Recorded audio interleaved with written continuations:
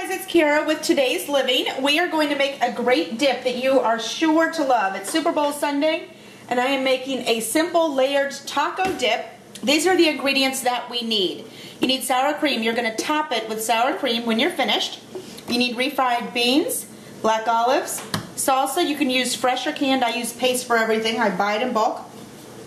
Cheddar cheese and taco meat. I'm cooking about a half a pound of taco meat with seasonings as we speak, so let's start layering.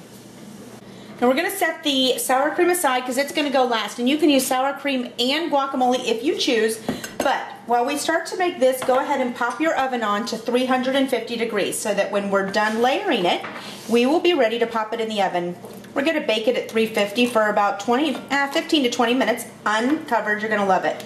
So we need to use a whole can of refried beans. I'm using fat-free. You use whatever you want. And you're going to use the back of a spoon to spread it evenly on the bottom of a pie dish.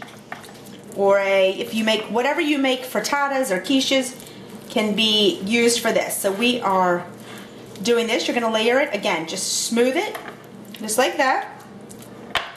Now we are going to put the ground beef on, and again, I've just made this. It's hot already. This is about a half a pound of beef. You can skip this if you choose, but this is going to just make a nice hearty meal for the football game.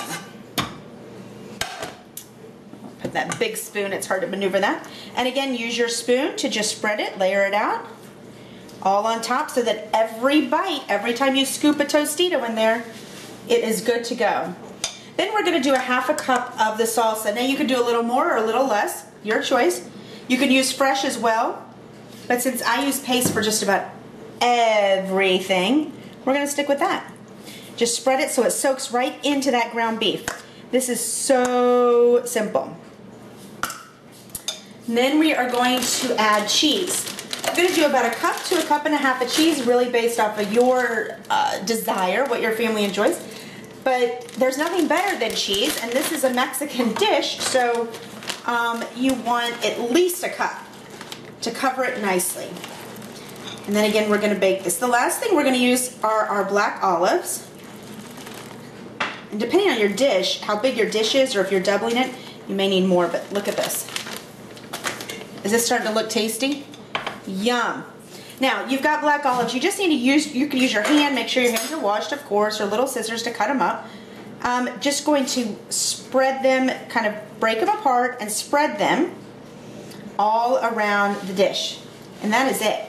Then we're going to, again, pop this in the oven, 350 degrees, 15 to 20 minutes until the cheese is melted, since everything else is cooked. And you're going to enjoy it with some Tostitos. See you in a minute. I put this in the oven. I just wanted to give you a really quick tip. Because we're making this, you can make this a day ahead easily. And what I did is I actually cooked 2 pounds of ground beef to do this. I'm using half a pound for this, and then the other pound and a half for taco soup. So I really want you to get, it's not just one meal and it's not all this work. Do the work one time and get 2 meals out of it. Now we'll be done in about 15 to 20 minutes. It's finished, we're done. Just put a dollop of sour cream or guacamole right on top once it cools a little bit, and serve it with Tostitos or pita chips, and you will have a fabulous appetizer to serve guests anytime. Again, this is a great way. If you don't have ground beef at the time, this is, the other ingredients are great staples to keep around the house if you need to whip up a dip or take it to a neighbor's house for a party. Thanks so much. See you soon. Hey, if you like us, subscribe and visit our blog at todaysliving.net.